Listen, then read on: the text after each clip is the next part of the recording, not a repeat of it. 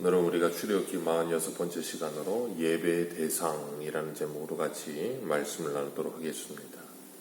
십계명은 우리의 삶의 본질적인 부분을 말씀하십니다. 우리의 삶을 이끌고 승리하게 하는 것은 우리가 가진 의나 아니면 우리의 어떤 신념이 아니라 하나님께서 주신 진리의 말씀을 바탕으로 우리가 그 말씀에 순종하는 삶을 통하여 우리의 삶의 변화가 일어나게 하시고 구원받은 하나님의 백성들의 삶이 지탱되게 하시는 거예요. 그래서 우리가 말씀을 지키는 것은 이 말씀이 우리를 지키게 하시는 하나님의 은혜인 것입니다. 그러니까 우리가 말씀 하나를 지키는 것, 그것을 통해 내가 무엇을 하는 게 아니라 내가 하나님의 말씀을 지킴으로 말미암아 그 말씀이 저와 여러분들을 보호하며 인도하며 우리를 하나님의 영광으로 이끌어 가신다는 겁니다. 그래서 그 십계명을 통해서 하나님께서는 구원받은 성도들의 삶이 변하지 않고 늘 한결같기를 원하시는 거예요.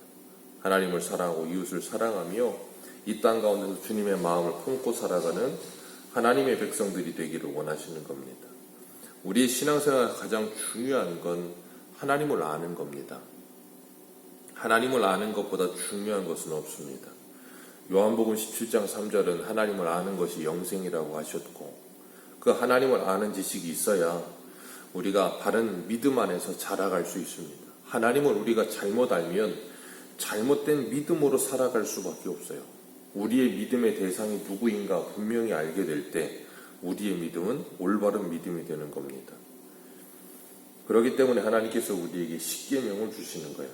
십계명을 주시면서 1계명 시작부터 너는 나 외에 다른 신들을 내게 두지 말라 하시면서 우리의 예배의 대상은 오직 하나님 한 분이라는 것을 말씀하고 계시는 거예요. 신명기 4장 4절에 보면 이스라엘아 들어라 우리 하나님 여호와는 오직 유일한 하나님 여호와이시니 너는 마음을 다하고 뜻을 다하고 힘을 다하여 내 하나님 여호와를 사랑하라. 아멘.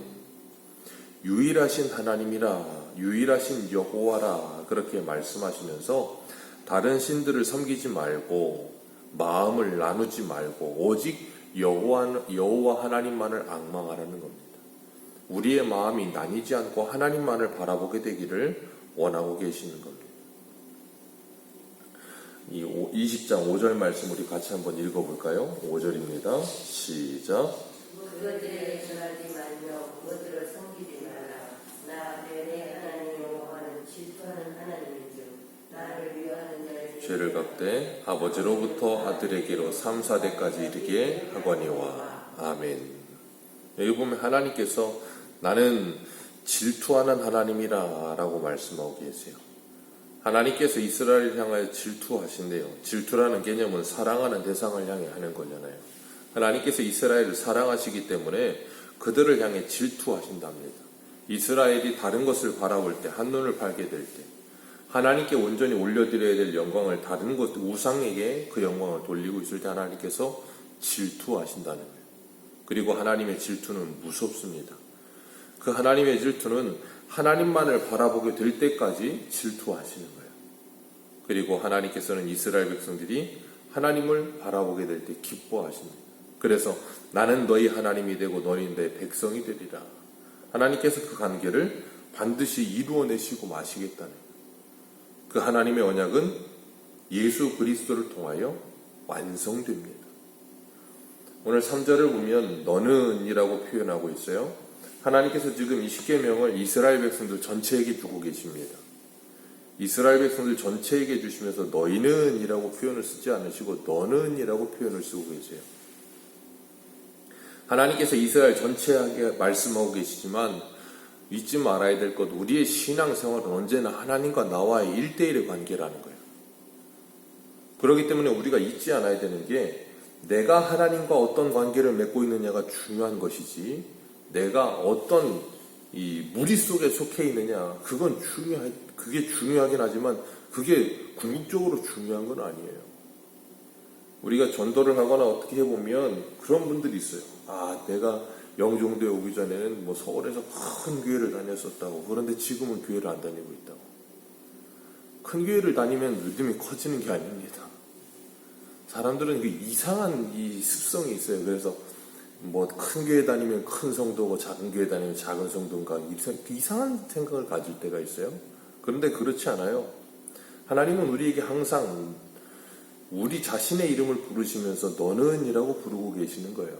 내가 어떤 교회에 아니면 어떤 목사님 밑에 그런 거 중요하지 않아요. 내가 지금 하나님 앞에 어떻게 서 있느냐가 중요해요. 하나님은 너희는 이라고 부르지 않으시고 너는 이라고 부르시면서 오늘도 우리에게 말씀하고 계십니다. 내가 그 말씀을 받고 그 하나님의 말씀 안에 거하는 삶을 살고 있는가? 그렇지 않은가가 중요한 거예요. 나를 자꾸 무릿속에 집어넣어서 뭉뚱그려서 내 신앙을 포장하려고 하지 마세요. 내가 지금 하나님 앞에 서 있느냐를 봐야 되는 거예요. 그래서 히브리서 4장은 뭐라 그래요? 우리가 하나님 앞에 벌거벗은 자 같이 될 것이다. 그렇게 말씀하시잖아요. 하나님께서는 오늘도 우리에게 하나님의 말씀을 주시면서 그 말씀 가운데 거하기를 원하고 계십니다. 그리고 하나님께서 나 외에는 이라고 표현하세요. 나 외에는 다른 신을 내게 두지 말라. 성경은 이것을 바로 우상이라고 말씀하고 계시는데 그 우상은 아무것도 아니다라고 우리에게 분명히 말씀하세요. 이사야 45장 21절을 보면 나 외에 다른 신이 없나니 나는 공의를 행하며 구원을 베푸는 하나님이라. 나 외에 다른 이가 없느니라. 아멘. 이 세상에 있는 모든 신은 사람이 만들어내는 겁니다. 그래서 하나님께서는 하나님을 어떤 형상으로도 만들지 말라 그러시는 거예요. 어떻게 보지도 못하는 전능하신 이 세상 자체를 만드신 하나님을 어떤 형상 하나에 담아서 거기에다가 하나님을 만들 수 있겠어요? 불가능한 거예요. 근데 사람들은 우상을 자기 스스로 만들어 놓고 자기가 만든 우상에다가 절을 하고 자기가 그 우상을 섬기고 있어요. 자기가 만들어 놓고. 얼마나 우습습니까? 하나님께서는 하나님의 영광이 다른 것을 빼앗기는 것을 절대 두고 보지 못하십니다. 그래서 하나님의 백성들에게 끊임없이 다른 신을 두지 말라라고 말씀하세요. 그리고 그것들에게 절하지 말라. 그것에 종이 되지 말라는 거예요. 우리가 어제 살펴봤던 2절 말씀 한번 같이 읽어볼까요? 2절입니다. 시작. 나는 너를 애굽 땅 종되었던 집에서 인도하여 낸 내 하나님 여호와니라. 하나님께서 분명히 말씀하세요. 너 애굽에서 종되었던 종으로 살던 너를 내가 구원하여 내서 너에게 자유를 주었다는 거예요. 하나님께서 우리를 구원하실 때 우리를 자유자 만들어 주시고 하나님의 백성 만들어 주셨다는 거예요. 그런데 다시 우상 밑에 들어가서 종노릇하는 삶을 살지 말라는 거예요. 그 비참한 삶을 살지 말라 우리에게 말씀하고 계시는 겁니다.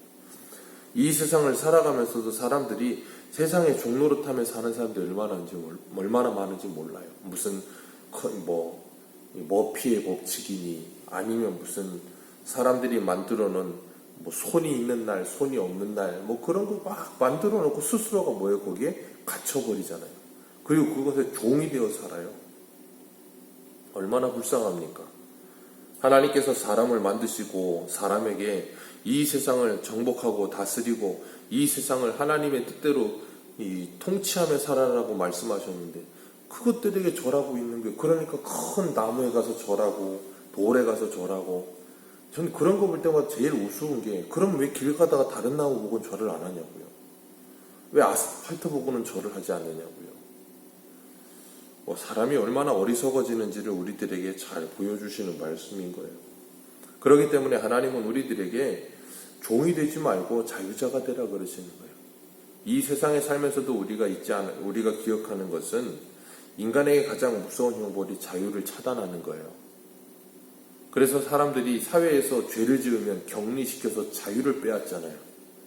교도소에 들어가면 나라에서 세금으로 공짜 밥을 줍니다. 공짜 옷도 줍니다. 공짜 집에 살게 해줍니다. 다 공짜입니다. 그런데 거기 자유가 없죠. 그러니까 사람들은 뭐예요? 그걸 형벌로 여기잖아요. 우리가 예수 그리스도를 믿는다 하면서도 우리 스스로가 자유를 차단하고 갇혀버리는 거예요. 돈에 갇혀버리고 사람 관계에 갇혀버리고 인정에 갇혀버리고 다른 무엇에 갇혀버리고 그게 뭐예요? 스스로가 거기에 매이게 되는 거고 거기에 종이 되는 거예요.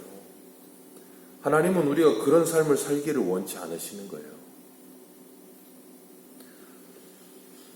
그런데도 불구하고 사람들은 그리로 자꾸 들어가려고 하는 거예요. 그래서 주님께서는 우리에게 진리를 주셨어요. 진리를 알지니 진리가 너희를 자유하게 하리라.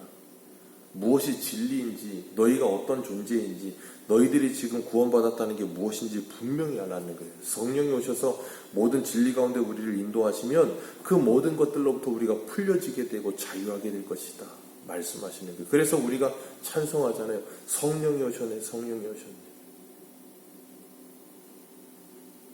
하나님께서는 우리들이 묶여있던 것들로부터 우리를 구원하여 주셨고 자유를 주셨고 일계명을 통해서 그것들에게 묶이지 말고 오직 여호와 하나님만을 섬겨라 라고 말씀하세요. 오늘날 현대인들이 세상을 살아가면서 얼마나 많은 것들에 묶여 삽니까? 흔히 말하는 중독이라고 하는 것, 그게 뭐예요? 하나님 외에 다른 신을 두고 있는 거예요. 아니라고 말을 하지만 우리는 일상생활 속에서 수많은 신들을 섬기고 살고 있는 겁니다. 흔히 말하는 아이들이 좋아하는 스타, 아이돌이라고 말하죠. 그게 우상이잖아요. 뜻이. 아이돌이라는 뜻이 우상이라는 뜻이에요. 그러니까 그런 신들을 자기가 두고 그걸 경배, 예배하면서 하는 거예요. 그게 예배예요. 그게. 자신의 가치를 드리는 것. 자신의 시간을 드리고 돈을 드리고 자신의 인생을 들여가면서 거기에 모든 것을 몰두하는 것. 그게 예배예요. 우리가 이 땅을 살아가면서 나는 무엇을 예배하고 있는가, 내 예배의 대상은 무엇인가 한번 생각해 보시길 바랍니다. 정말 하나님이 내 예배의 대상이신가? 하나님만이 나의 예배의 대상이어야 되는 거예요. 하박국 3장 17절에서 18절에 하박국 선지자는 이렇게 고백합니다. 비록 무화과 나무가 무성하지 못하며 포도나무에 열매가 없으며 감람나무에 소출이 없으며 밭에 먹을 것이 없으며 우리의 양이 없으며 외양간에 소가 없을지라도 나는 여호와로 말미암아 즐거워하며 나의 구원의 하나님으로 말미암아 기뻐하리로다. 아멘. 이게 바로 일계명을 지키는 삶이에요. 오늘도 하나님은 우리를 부르시면서 너는 이라고 부르고 계십니다. 이 세상과 사람 그리고 우리가 그동안 의지하며 중독되어 살았던 모든 것들이 바로 우리의 예배의 대상이었다는 것을 가르치시면서 내가 너희들을 거기서 구원하여 내었다. 그 애굽에서 구원하여 내었다. 그러니 너는 오직 나 외에 다른 신을 내게 두지 말라. 그 하나님의 말씀을 기억하시며 오늘도 하나님만을 의지하고 하나님만을 예배하는 저와 여러분들 되시기를 주님의 이름으로 축복합니다. 기도하겠습니다.